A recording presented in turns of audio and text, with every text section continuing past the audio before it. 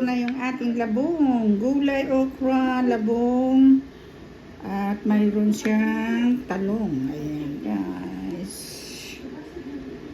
Mayroong talong at saka yung ating lalakihang hipon.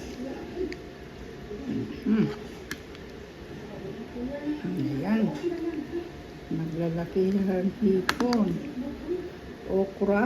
Ang sarap ng okra. Okra, talong, hipon. Sarap. Ang sarap ng ating hapunan. Mukbang gulay tayo guys.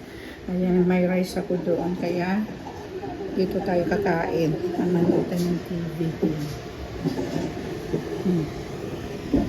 Ayan, yung ating gulay. Ayan, nanonood tayo ng TV. Yan si Inday Romy. Inday Romy. Naman masura. Ayan. Ang init kasi doon sa kusina. Kaya dito tayo kakain. Ayan.